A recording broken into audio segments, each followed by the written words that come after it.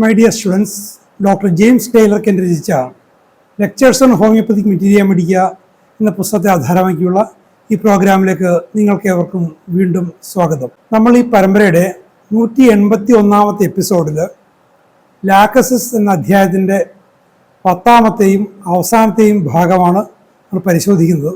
കഴിഞ്ഞ എപ്പിസോഡുകളിൽ ലാക്കസിനെ കുറിച്ച് ധാരാളം അറിവുകൾ കിട്ടി. അതിൻ്റെയൊക്കെ വെളിച്ചത്തിൽ ലാക്കസിനെ പ്രായോഗികമായിട്ട് ഉപയോഗിക്കാൻ പര്യാപ്തമാക്കുന്ന ചില അറിവുകളാണ് അവസാനത്തെ ഈ ഭാഗത്ത് കണ്ടു തരുന്നത്. നമുക്കവ പരിശോധിക്കാം. The abdomen is distended with flatus. The abdomen is tympanitic in typhoid conditions. Much rumbling in the distended abdomen. വയറുമായിട്ട് ബന്ധപ്പെട്ടുള്ള പ്രശ്നം വീർത്ത് കെട്ടിയിരിക്കുന്നു. വിശേഷം ടൈഫോയിഡിൻ്റെ അവസ്ഥകളിൽ വീർത്ത് കെട്ടിയ വയറിലിങ്ങനെ ഇരയ്ക്കുന്ന ശബ്ദം ഒക്കെ ഉണ്ടാകും. The clothing cannot be tolerated. ലാക്കസിൻ്റെ ഒരു പൊതു സ്വഭാവം വസ്ത്രധാരണം ഒരു തരത്തിലും താങ്ങാൻ പറ്റുന്നില്ല. ശിശു ഈ ഒരു അവസ്ഥയിൽ not even the slightest touch of the clothing, വസ്ത്രത്തിന് നിസ്സാരമായ സ്പർശനം പോലും താങ്ങാൻ പറ്റുന്നില്ല. And yet it may require hard pressure to bring out soreness that is deep in the abdomen. Slightest ടച്ചാണ് അഗ്രവേഷൻ പ്രശ്നമെങ്കിലും അബ്ഡമനിൽ അകത്തുള്ള ആന്തരാവയവങ്ങളിലെ പ്രശ്നങ്ങളുമായിട്ട് ബന്ധപ്പെട്ട് ആ ഒരു ലക്ഷണം വരണമെങ്കിൽ സഫീഷ്യൻ്റ്ലി ഹാർഡ് പ്രഷർ വേണ്ടി വരും. This state is as it is in inflammation of bowels, ovaries and uterus. The patient lies on the back with the clothing lifted from the abdomen. അപ്പോൾ ഇത്തരം അവസ്ഥകളിൽ വയറുമായിട്ടുള്ള ബന്ധപ്പെട്ട പ്രശ്നങ്ങളിൽ അണ്ഡാശയങ്ങളുമായിട്ടും ഗർഭാശയങ്ങളുമായിട്ട് ബന്ധപ്പെട്ട പ്രശ്നങ്ങളെല്ലാം ഈ രോഗി ഇങ്ങനെ മറന്നു കിടന്നിട്ട് മുൻഭാഗം വയറുഭാഗത്ത് വസ്ത്രം തൊടാതിരിക്കാൻ വേണ്ടി ആ വസ്ത്രം ഇങ്ങനെ ഉയർത്തിപ്പിടിക്കും. Violent labour like pains, menstrual colic present in typhoid, in puerperal fever, in malignant scarlet fever, in the more malignant affections of zymotic forms of the continued fever. അപ്പോൾ പലതരം പനികളിൽ ലാക്സിസിന് പ്രയോഗമുണ്ട്. വല്ലാതെ പ്രസവവേദന പോലത്തെ വേദനകൾ, മെൻസ്ട്രൽ കോളിക്ക്, ഇതൊക്കെ ഈ ടൈഫോയിഡ് കണ്ടീഷനിൽ ഇത്തരം അവസ്ഥകൾ വരുന്നു. പ്രസവാനന്തര ഉണ്ടാകുന്ന പനി, ഈ സ്കാർലറ്റ്, വളരെ മാരകമായ സ്കാർലറ്റ് ഫീവർ, തുടർച്ചയായിട്ട് നിൽക്കുന്ന പനിയുടെ പകർച്ചപ്പനിയുടെ വളരെ മാരകമായ അവസ്ഥാന്തരങ്ങൾ, അവിടെയൊക്കെ ലാക്കസിസിൻ്റെ പ്രയോഗ സാധ്യത വരുന്നുണ്ട്. Lachesis has a series of liver troubles with jaundice, congestion of the liver, inflammation of the liver, enlarge liver and the nutmeg liver. അപ്പോൾ നമ്മൾ നേരത്തെ കണ്ടു ലാക്കസിസിൽ ജോണ്ടീസ് ഉണ്ട്, ജോണ്ടീസുമായിട്ട് ബന്ധപ്പെട്ട പ്രശ്നങ്ങളുണ്ട്.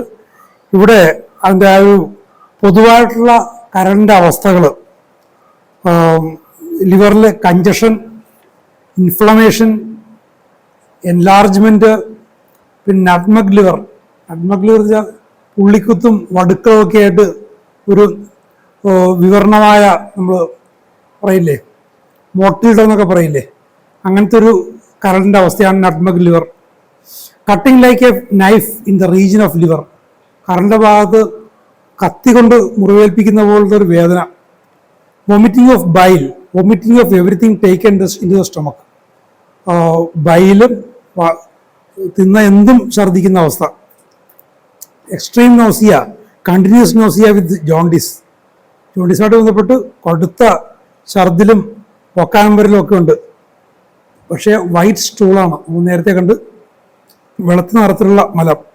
It has cured cases with ഗാൾസ്റ്റോണുമായി ബന്ധപ്പെട്ട അവസ്ഥകൾ ലാക്കസിസ് സുഖപ്പെടുത്തിയിട്ടുണ്ട്.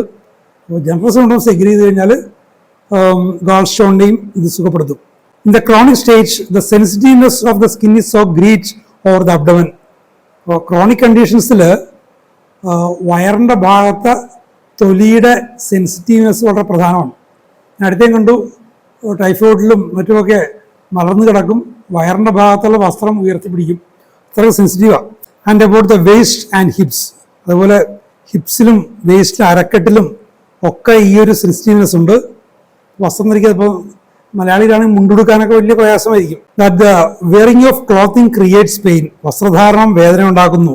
ഗ്രേറ്റ് റെസ്റ്റ്ലെസ്നെസ് ആൻഡ് അൺഈസിനെസ്, ഇതിനോടൊപ്പം വല്ലാത്ത വേദന മാത്രമല്ല അസ്വസ്ഥതയും ഒരു വല്ലായികയും ഒക്കെ ഉണ്ടാകുന്നു. Patient grows increasingly nervous and finally goes into hysterics. അപ്പോൾ വല്ലാതെ ഒരു അസ്വസ്ഥതയും നാഡികളുടെ പ്രശ്നമൊക്കെ വർദ്ധിച്ചിട്ട് ഒരു മനോവിഭ്രാന്തിയിലേക്ക് പോലും എത്തും. Sensitiveness of the lower abdomen, അടിവയറിലാണ് ഈ സെൻസിറ്റീവ്നെസ് കൂടുതൽ. Scarcely allow her clothing to touch her, സ്ത്രീയെ സംബന്ധിച്ചോളം വസ്ത്രം ആ അടിവയറിൻ്റെ ഭാഗത്ത് സ്പർശിക്കാൻ പോലും അവർക്ക് സാധിക്കില്ല, വല്ലാതെ ബുദ്ധിമുട്ടായിരിക്കും. It seems strange at first reading that Lachesis can be such a common remedy at the menstrual period. ഒരു ഒറ്റ നോട്ടത്തിൽ ഒറ്റ വായനയിൽ ഈ മെൻസ്ട്രൽ പീരീഡിലുള്ള പ്രശ്നങ്ങൾക്ക് ലാക്ടോസിസ് ഒരു സാധാരണ ഔഷധമാണെന്ന് തോന്നാം. It is also laid down as a remedy for the climacteric periods. അതേപോലെ തന്നെ മെനോപോസിലും ഇതിന് പ്രയോഗമുണ്ട്. ഇവിടെ ഈ മെൻസ്ട്രൽ പീരീഡ് എന്നുകൊണ്ട് ഉദ്ദേശിക്കുന്നത്, ഇവിടെ ഇറ്റാലിക്സിലാണ് കൊടുത്തിരിക്കുന്നത്, ഉദ്ദേശിക്കുന്നത് ആർത്തവ നടക്കുന്ന കാലഘട്ടം, പ്യൂബർട്ടി മുതൽ മെനോപോസ് വരെയുള്ള കാലഘട്ടം. ആ കാലഘട്ടത്തിൽ ലാക്ടോസിസ് സർവ്വസാധാരണ വിചാരിക്കാം, പക്ഷേ മെനോപോസിനും അതേപോലെ തന്നെ ലാക്ടോസിന് പ്രയോഗമുണ്ട്. Now, if you will study the case of many women at the climacteric period, you will find that many of them have the flushes of heat and the surging in the head and the great circulatory disturbances that are found under laxus.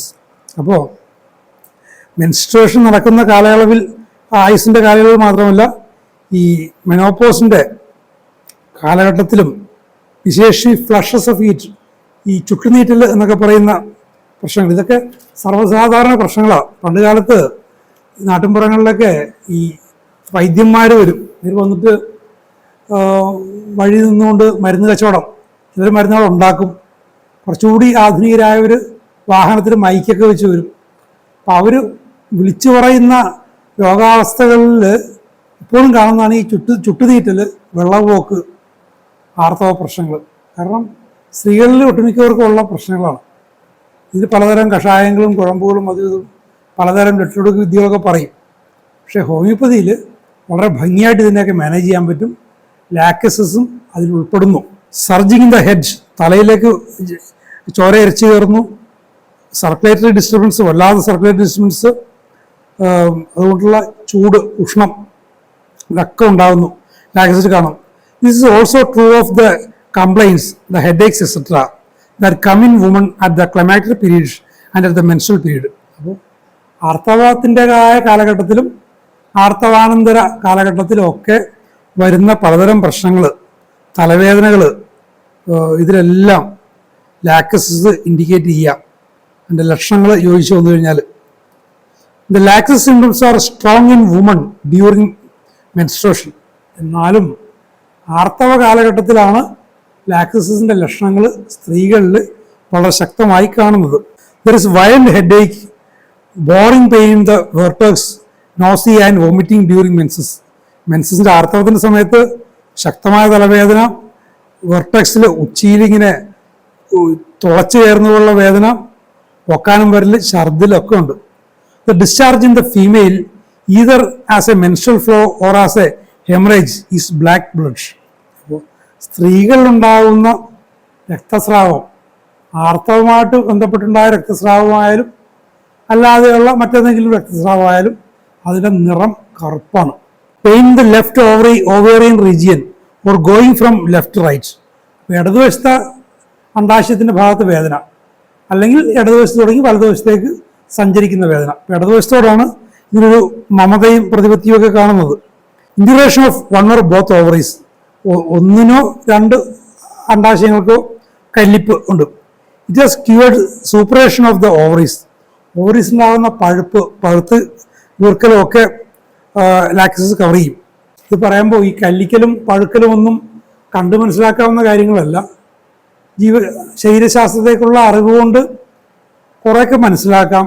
എങ്കിലും അത് കൃത്യമായി മനസ്സിലാക്കാൻ radiological examination കൂടാതെ കൃത്യമായിട്ട് മനസ്സിലാക്കാൻ ഒരുപ്പെട്ട വിദഗ്ധ ഡോക്ടർമാർക്കും അലോപ്പതിക്കാർക്കാരും ചിലപ്പോൾ പറ്റിയെന്ന് വരില്ല. വിശേഷിച്ച് ഇന്നിപ്പോൾ റേഡിയോളജിയെ വളരെയധികം ആശ്രയിക്കുന്ന ഈ ഒരു കാലഘട്ടത്തിൽ, ആ കാലഘട്ടത്തിൽ ഇത്തരം എന്താണ് പ്രശ്നമെന്ന് ഡയഗ്നോസ് ചെയ്യാൻ മെനക്കെടാതെ ലക്ഷണങ്ങൾ ശരിയായി പഠിച്ച് ടോട്ടാലിറ്റി എടുത്തില്ലെങ്കിൽ അത് വലിയ അപകടം ഉണ്ടാക്കും. എനിക്കറിയാവുന്നൊരു കേസുണ്ട്. ഒരു വയറിൽ വല്ലാത്ത വേദനയും മറ്റുമൊക്കെ ആയിട്ട് പ്രായമുള്ള സ്ത്രീയാണ്. ഒരു ഹോമിയോപാത്തിൻ്റെ അടുത്ത് കൊണ്ടുപോയി. അയാളതിനെ ദഹനകേട്, ഗ്യാസ് എന്നൊക്കെ മുദ്രകുത്തി. അങ്ങനെ വെച്ചുകൊണ്ട് ആ ഒരു ഡയഗ്നോസിസിൻ്റെ പേരിൽ എന്തോ മരുന്ന് കൊടുത്തു. അല്ലാതെ വർദ്ധിച്ച് പ്രശ്നമായി. പിന്നീട് പരിശോധിച്ച് കഴിഞ്ഞപ്പോഴാണ് അത് ഗാൾ ബ്ലാഡർ സ്റ്റോണാണെന്ന് മനസ്സിലായത്. ബ്ലാഡർ സ്റ്റോണായാലും ഗ്യാസായാലും കല്ലിപ്പായാലും പഴുപ്പായാലും ലക്ഷണങ്ങൾ കൃത്യമായിട്ട് എടുത്തിരുന്നെങ്കിൽ, ഞാൻ ഈ സ്ത്രീയുടെ വളരെ ഗുരുതരാവസ്ഥയിലായി പോയി. പിന്നീട് ആശുപത്രിയിലേക്ക് കൊണ്ടുപോയി. എന്നിട്ട് ഞാൻ തന്നെ ഇടപെട്ട് ഹോമിയോപ്പതി ചികിത്സയിലൂടെ അവർക്ക് സൗഖ്യം കിട്ടുകയും ചെയ്തു. അപ്പോൾ സംഭവിച്ചതെന്ന് വെച്ചാൽ, ലക്ഷണങ്ങൾ ചോദിച്ച് മനസ്സിലാക്കുന്നതിന് പകരം, പേഷ്യൻ്റ് ജനറൽ കണ്ടീഷൻസ് എടുക്കുന്നതിന് പകരം ഇതിനെ വെച്ചുകൊണ്ടൊരു ഡയഗ്നോസിസ് നടത്തി. അത് വെച്ചുകൊണ്ട് എന്ത് മരുന്നാണ് കൊടുക്കുന്നത് അറിഞ്ഞുകൂടാ. 3-4 തരം മരുന്ന് കൊടുക്കുന്ന കേട്ടത്. പക്ഷെ അത് ഭാഗ്യത്തിൻ്റെ രക്ഷപ്പെട്ടാണ്. ഒരു മരണം നിങ്ങൾക്ക് സംഭവിച്ചിരുന്നെങ്കിൽ അതിന് ഉത്തരവാദിത്വം പറയേണ്ടി വന്നേനെ. അപ്പോൾ ഹോമിയോപ്പതിയെ സംബന്ധിച്ചിടത്തോളം ലക്ഷണങ്ങളുടെ സമഗ്രമല്ലാതെ മറ്റ് യാതൊന്നും ഒരു ഔഷധത്തെ കണ്ടെത്താൻ വേണ്ടിയിട്ട് ഇല്ല. The uterine region is very sensitive to touch, to the slightest contact of the clothing. In the inflammation of the ovaries, pains in the ovaries and uterus going from left to right. അപ്പോൾ ഗർഭാശയത്തിൻ്റെ ആ ഒരു ഭാഗം സ്പർശനത്തോട് വളരെയധികം സംവേദനക്ഷമതയുള്ളതാണ്. അടിവയറിൻ്റെ ഭാഗത്തൊക്കെ തൊടാൻ പറ്റില്ല. ഓവറിയുടെ ഭാഗത്ത്, യൂട്രസിൻ്റെ ഭാഗത്ത് ഒക്കെ ഉള്ള ഈ വേദനകളിൽ ഇടതുനിന്ന് വലതോട്ടെന്നുള്ള ആ ഒരു സ്വഭാവം, ലാക്ടസിൻ്റെ സ്വഭാവം ഉണ്ടാവും. അപ്പോൾ ഇങ്ങനെയൊക്കെ പ്രശ്നങ്ങൾ വരുമ്പോൾ ഇത്തരം അതിൻ്റെ ക്യാരക്ടറിസ്റ്റിക്സാണ് കൃത്യമായിട്ട് നോക്കി മനസ്സിലാക്കേണ്ടത്. ക്യാരക്ടറിസ്റ്റിക്സും മൊഡാലിറ്റീസും ഒക്കെ കൃത്യമായിട്ട് മനസ്സിലാക്കിയാണ് മരുന്ന് കൊടുക്കേണ്ടത്. അതിന് പകരം അത് ഇന്ന അസുഖമാണെന്ന് അങ്ങോട്ട് വിധി എഴുതിയിട്ട് അതിന് പറ്റിയ എന്തൊക്കെയോ മരുന്നുകൾ, 3-4 മരുന്നുകൾ കൂട്ടിക്കുഴച്ച് കൊടുക്കുക എന്ന് പറയുന്നത് മണ്ടത്തരങ്ങൾ ചെയ്യുന്ന ആളുകൾ, അത് ശരിയായ രീതിയല്ലത്. Pains in the pelvis going upwards to the chest. അപ്പോൾ പെൽവിക് ഭാഗത്തെ, ഇടുപ്പിൻ്റെ ഭാഗത്തെ വേദനകൾ നെഞ്ചിൻ്റെ ഭാഗത്തേക്ക് ഇങ്ങനെ ഷൂട്ട് ചെയ്യുന്നു. Sometimes a surging of pain going upwards. ചിലപ്പോൾ ഒരു വേദനയുടെ ഒരു ഇരച്ചുകയറ്റം, മേലേക്കൂടെ ഇരച്ചുകയറ്റം, അരക്കെട്ടിൻ്റെ ഭാഗത്തുനിന്ന് നെഞ്ചിൻ്റെ ഭാഗത്തേക്ക് ഒരു ഇരച്ചുകയറ്റം. Grasping of the throat. അത് പോയിട്ട് കഴുത്തിലിങ്ങനെ അങ്ങോട്ട് പിടിക്കുന്ന പോലെ ഉള്ളൊരു ഫീലിംഗ്, കഴുത്ത് വരെ ചെല്ലും. Labour pains surge up. ഈ ലേബർ പെയിൻസും പ്രസവവേദനയും മുകളിലേക്ക് ഇങ്ങനെ തള്ളി വരുന്ന പോലെ തോന്നും. വിത്ത് ക്ലച്ചിങ് അറ്റ് ദ ത്രോട്ട്. മേലേക്ക് തള്ളി വന്നിട്ട് കഴുത്തിൽ പിടിക്കുന്നൊരു ഫീലിംഗ് നമ്മൾ ലാക്ടസിൽ വളരെ സവിശേഷമായിട്ട് കാണുന്നതാണ്. വേദനകളുടെ സ്വഭാവങ്ങൾ, ഇത്തരം സ്വഭാവങ്ങളാണ് ഔഷധത്തിലേക്കുള്ള പ്രധാന വഴികാട്ടികൾ. Or the labour pains cause suddenly with clutching at the throat. പെട്ടെന്നുണ്ടാകുന്ന പ്രസവവേദന, അതിനോടൊപ്പം കഴുത്തിലിങ്ങനെ മുറുകെ പിടിക്കുന്ന പോലുള്ളൊരു ഫീലും. The menstrual pain increases violently under relieved by the flow. ഇനി മറ്റൊരു പ്രധാനപ്പെട്ട കാര്യം, ആർത്തവ കാലത്തെ വേദന അതിങ്ങനെ കൂടിക്കൂടി വരും. ഫ്ലോ ഉണ്ടാകുന്നവരെ കൂടിക്കൂടി വരും. ഫ്ലോ എസ്റ്റാബ്ലിഷ് ചെയ്ത് കഴിഞ്ഞാൽ കുറയും. ഫ്ലോസ് കൊണ്ട് ലാക്ടസിന് പൊതുവെ ആശ്വാസമുണ്ട്. The menstrual sufferings are before and after the flow with amelioration during the flow. അപ്പോൾ മെൻസ്ട്രൽ സഫറിങ്സ് ഫ്ലോയ്ക്ക് മുൻപും പിൻപും ഉണ്ട്, പ്രശ്നങ്ങളുണ്ട്. പക്ഷേ ഈ ഫ്ലോ ഉള്ള സമയത്ത്, രക്തസ്രാവം ഉള്ള സമയത്ത്, ആർത്തവ രക്തപ്രവാഹമുള്ള സമയത്ത് വേദനയും മറ്റുമൊക്കെ ശമിക്കുക ചെയ്യുന്നത്. അത് വിറ്റാലിസിലാണ് കൊടുത്തിരിക്കുന്നത്. അത് പ്രാധാന്യമുള്ള ലക്ഷണമാണ്. The menstrual flow intermits one day and then goes on for one day, and during the intermission there is likely to be pain or headache. Menstrual flow 1-2 ദിവസങ്ങൾ വരുന്നൊരു പ്രതിഭാസം. ഒരു ദിവസം ഫ്ലോ, പിറ്റേ ദിവസം ഫ്ലോ ഇല്ല. ഫ്ലോ ഇല്ലാത്ത സമയത്ത് എന്താണ് പ്രശ്നം? തലവേദന, വളരെ ശക്തമായ തലവേദന. ഫ്ലോ ഇങ്ങനെ കുറഞ്ഞു വരുമ്പോൾ വേദന കൂടി വരും, ഫ്ലോ വരുമ്പോൾ കുഴപ്പമില്ല. അങ്ങനെ 1-2 ദിവസങ്ങളിൽ. It is a general feature of Lachesis to be relieved by discharges. Discharges കൊണ്ട് ആശ്വാസം എന്ന് പറയുന്നത് ലാക്കസിസിൻ്റെ ഒരു പൊതു കണ്ടീഷനാണ്, ഒരു ജനറൽ കണ്ടീഷനാണ്. Ketamine flow but 1 hour every day on stopping violent pains follow in regions of left ovary alternating with gagging and obturation. അപ്പോൾ ഈ ആർത്തവ രക്തവും ഗർഭാശയത്തിലെ ആ അണ്ടവുമായിട്ട് ബന്ധപ്പെട്ട അവശിഷ്ടങ്ങളും ഒക്കെ ഒലിച്ചു പോകുന്നു ഓരോ ദിവസവും 1 മണിക്കൂർ വീതം എന്ന തരത്തിൽ. ഒരു ദിവസം 1 മണിക്കൂർ ഫ്ലോ, ബാക്കി സമയത്ത് ഫ്ലോ ഇല്ല. ഇനി ഫ്ലോ നിൽക്കുമ്പോൾ വല്ലാത്ത ലെഫ്റ്റ് ഓവറിയുടെ ഇടത് അണ്ടാശയത്തിൻ്റെ ഭാഗത്ത് വല്ലാത്ത വേദന. അതും ഒരു ആൾട്ടർനേഷൻ എങ്ങനെയാണ്? ഗാഗിങ്ങും ഒമിറ്റ്യൂറേഷൻ. ഒമിറ്റ്യൂറേഷൻ വെച്ചാൽ റച്ചിങ് തന്നെ. വല്ലാതെ ഛർദ്ദിക്കാൻ തോന്നുന്നു, പക്ഷെ ഛർദ്ദിക്കാൻ പറ്റുന്നില്ല. അല്ലാതെ ബലം പ്രയോഗിച്ച് ഛർദ്ദിക്കേണ്ടി വരും. ഫ്ലോ ഇല്ലാത്ത സമയത്ത് ഈ വല്ലാത്ത ഓക്കാനവും ബലം പ്രയോഗിച്ചുള്ള ഛർദിലും ഗാഗിങ്ങും ഒക്കെ ഉണ്ട്. It is especially useful at the menopause because of the flushes of heat. മെനോപോസിൻ്റെ സമയത്ത് ലാക്കസിന് വലിയ ഉപയോഗം വരും, എസ്പെഷ്യലി ഫ്ലഷസ് ഓഫ് ഹീറ്റ്.